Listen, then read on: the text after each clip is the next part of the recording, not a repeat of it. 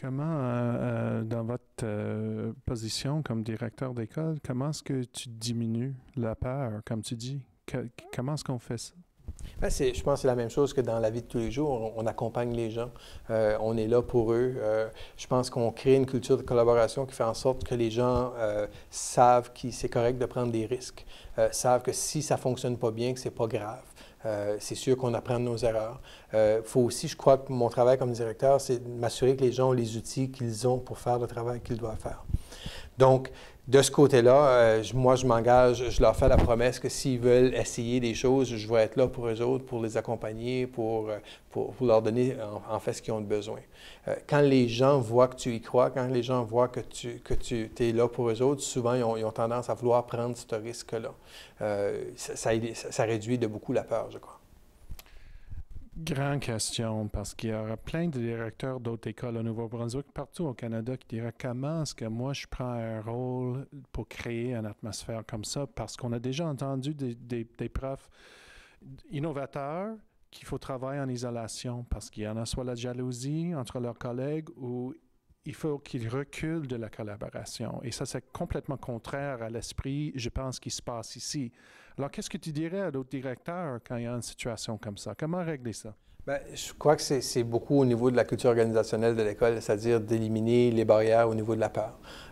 Les directions d'école sont comme les enseignants, donc ils ont peur, eux aussi, qu'en donnant le contrôle aux enseignants de faire, par exemple, des activités pédagogiques, ils vont perdre ce contrôle-là sur les enseignants, puis c'est totalement faux. Je veux dire, les enseignants veulent bien faire, veulent bien réussir, veulent que leurs élèves réussissent bien.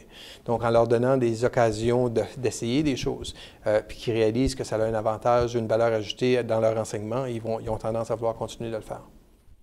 Comment est-ce que tu gères votre temps comme directeur avec 100 situations administratives qui se passent dans une école? Comment est-ce que toi, tu trouves l'espace de créer une culture d'innovation? 163 aujourd'hui, choses à faire. Non, c'est d'être capable de dire non. Il y a des choses que moi, je refuse de faire. Donc, il y a des choses, par exemple, parce que les directions d'école, on est sollicité pour mille et une choses, que ce soit des concours, que ce soit des cours, des brevets, puis il faut être capable de dire non à certaines choses. Donc, moi, personnellement, je me suis donné des balises sur des choses que je suis prêt à donner de mon temps, puis il y a des choses puis des fois, ça va froisser des gens. Il n'y a pas beaucoup de personnes qui aiment se faire dire non.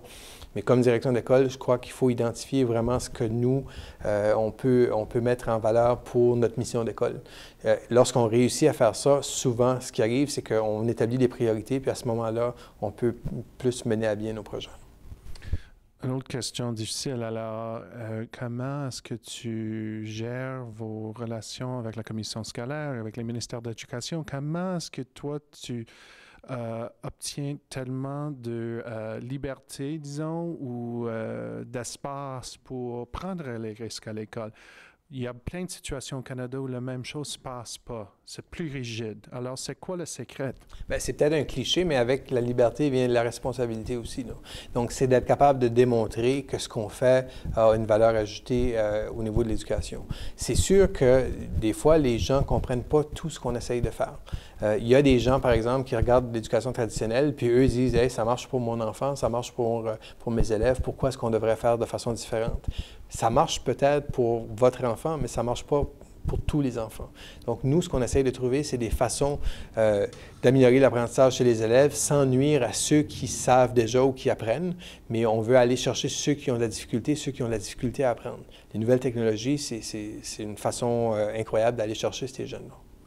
Grande question encore, question difficile. Ça arrive souvent, il y en a des directeurs des écoles, des profs, font des grands changements de la culture de l'école. Puis, ils sont transférés à notre place. Disons dans le cas que Roberto Gauvin reçoit un emploi à Floride ou quelque chose qui... comment est-ce qu'on développe les leaders pour continuer une culture? Est-ce que tu as déjà pensé à ça? Oui. Bien, en responsabilisant nos enseignants à faire différent, à faire des choses nouvelles, je crois qu'on développe un peu le leadership de ces enseignants-là aussi. Il n'y a personne qui est irremplaçable, donc c'est une question de culture d'organisation. Puis, si vous avez la chance de vous promener un petit peu dans les corridors, vous allez voir que les enseignants prennent beaucoup de leadership. Moi, mon travail, c'est pas d'essayer de contrôler tout le monde. C'est plutôt d'engager les gens à travailler dans le même sens, à travailler avec la même mission. Et puis, lorsqu'on réussit à faire ça, on se sent bien. Mais je crois que les enseignants se sentent très, très bien aussi, puis se sentent très, très fiers. Puis, ce qui est intéressant avec la visite de classe de demain, c'est les élèves qui se sentent encore plus fiers, puis encore plus contents de pouvoir participer à ça, puis ils sentent faire partie d'une belle réussite. Dernière question, parce qu'on parle des élèves, et ça, c'est important, on n'a pas touché vraiment à ça. Oui. Dis-moi, c'est quoi l'expérience des élèves à Claire qui serait peut-être un peu différent à une école régulière, si tu veux? Ouais.